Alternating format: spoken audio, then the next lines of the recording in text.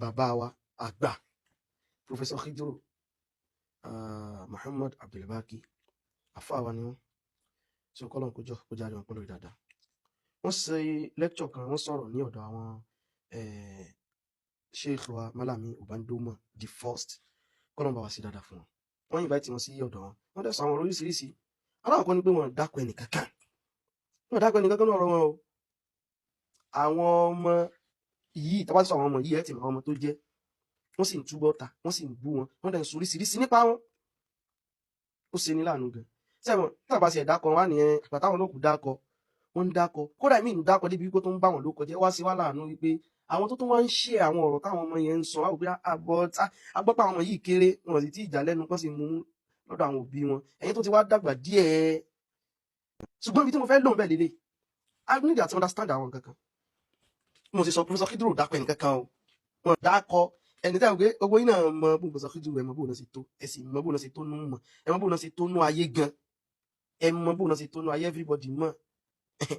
Interview wọn kan láìpẹ́ tán sí pẹ̀lú Al Jazeera. Àbáwọn mídà yìí náà ti rí ẹrí bọ́n sí wọ́n sọ̀rọ̀, ẹ rí kó yàtọ̀ sí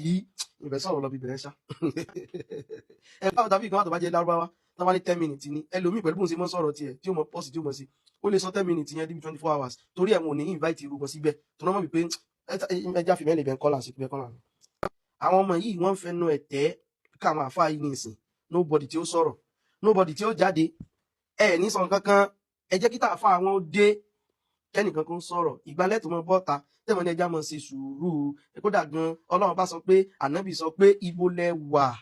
lẹ́yìn àfáà tẹ́mọ̀ sáwọn sí sí ibo lẹ wà ní ìsìn táwọn ọmọ yìí ń ṣerú nǹkan tá ń ṣe. Wáì tó ṣe wípé ẹ fẹ́ mọ gbáwọn, sọ̀rọ̀ wípé bẹ́yìn ṣe ń sàpọ̀nlé fàfà yín o, làwọn náà ń sàpọ̀nlé fáwọn Professor Khidru àtàwọn tó rí bí wọn tẹ́yìn fẹnu ẹ̀tẹ̀ kan, kéèdùn èmi o, béèyàn bá ń gbọ́ àwọn àfáà wa, kéèdùn èmi ìdídẹ́ rẹ̀ lẹ́yìn, àwa ti mọ̀ pé sẹ́tàn gbé lọ́wọ́ yóò yẹ, a sì gbọ́dọ̀ rí àwọn kan tán mọ̀ fẹnu ẹ̀tẹ̀ kan wọ̀n tó rí kan lè bá sórí ìgbìyànjú pẹ̀lú àmọ́ káwọn lè bà tó wá jó lórí ire tán tó mọ̀ gbalada mọ́.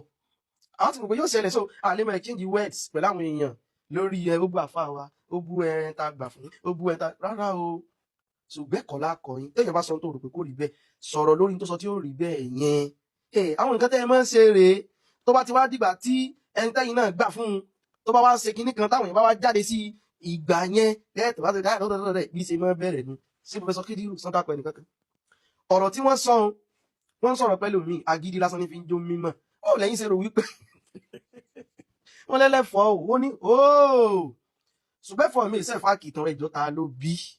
bó ló ṣe rò pé bóyá tí wọ́n ń tẹ̀fà kìtàn ni.